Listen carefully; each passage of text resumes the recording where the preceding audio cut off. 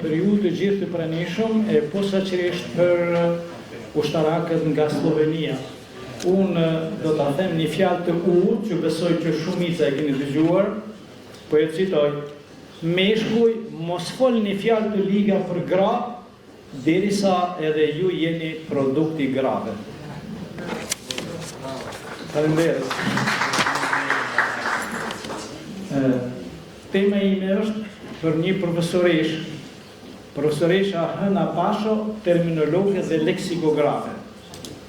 Në veprimtarinë e kryer në fushën e terminologjisë shkencore shqipe, një kontribut shumë të veçantë është veprimtaria e zhvilluar me dekada nga terminologja dhe leksikografia Hëna Pasho, e cila ka vënë baza shkencore për shumë anë të terminologjisë, sidomos nga fusha të ndryshme të dijes, si në fushën e ekonomisë, mjekësisë, bujqësisë, drejtësisë e tjerë. Gjithashtu, terminologja Pasho ka punuar për probleme gjuhësore të terminologjisë në gjuhën shqipe dhe për standardizimin e terminologjisë tekniko-shkencore shqipe, duke ndihmuar në krijimin e një gjuhë teknike të përbashkët, të kuptueshme për profesionistët dhe përdoruesit e gjuhës. Kryesisht duke u bazuar në veprat e terminologëve më të shquar vendor dhe botror.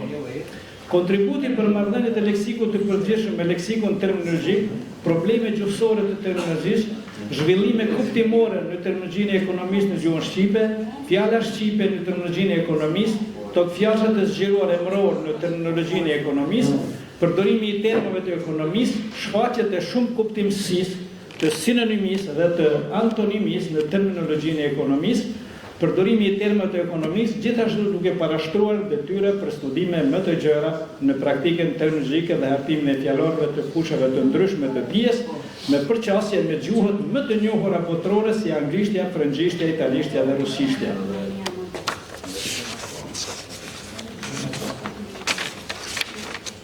Veprimtaria shkencore e terminologës dhe leksikografës Hëna Pasho.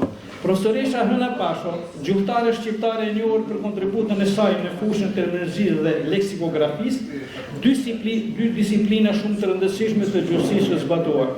Ajo ka dhënë një ndihmësi të madhe në zhvillimin e standardeve të shqipes, sidomos në përpunimin dhe sistemimin e fjalorëve të gjuhës për qëllime shkencore, teknike dhe profesionale. Si terminologe, terminologjia merret me përpunimin e termave, fjalëve teknike ose shkencore të përdorura në fusha të ndryshme të dijes. Në këtë drejtim, Hëna Pasho ka përpiluar dhe sistemuar terma nga fusha të ndryshme si mjekësia, bujqësia, ekonomia, drejtësia e tjerë. Ka punuar për standardizimin e terminologjisë në shqip duke ndihmuar në krijimin e një gjuhë teknike të përbashkët, të kuptueshme për profesionistët dhe përdoruesit e gjuhës. Ka bashkëpunuar me institucione kombëtare dhe ndërkombëtare në kuadër të përkthimeve dhe parafrimeve terminologjike në shqip në përputhje me nevojat e integrimit evropian. Profesoresa Hëna Pasho është e vetmja femër që mbante titullin profesor në Institutin e Gjuhësisë dhe Drejtësisë, sektorit terminologjisë në Tiranë, deri në pensionimin e saj.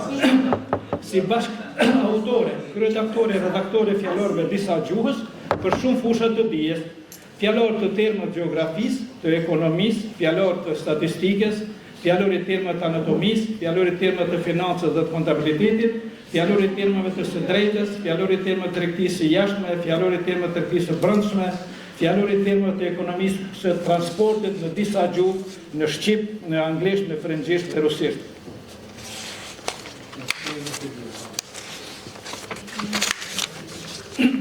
Mund të themi se vlerësimet të punës së profesorës Hëna Pasho ka qenë përgjegjëse sektor terminologjisë në Institutin e Gjuhësisë dhe Letërsisë në Tiranë.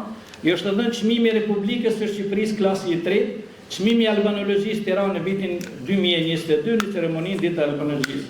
Ishte konsulente gjuhësore për terma shqip në projektin ndërkombëtar për hartimin e një fjalori shumë gjuhësh me terma të bibliotekës, Research Development Department National and University Library në Ljubljana në Sloveni.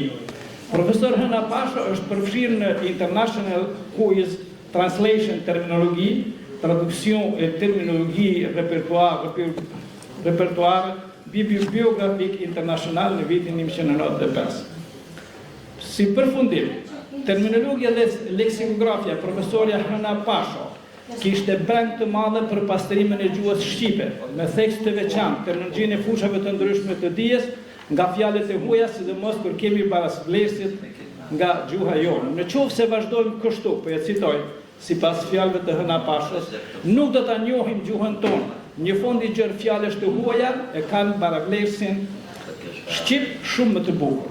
Profesoresha Hëna Pasho është padyshim terminologe me zë bashkëkohore shqiptare.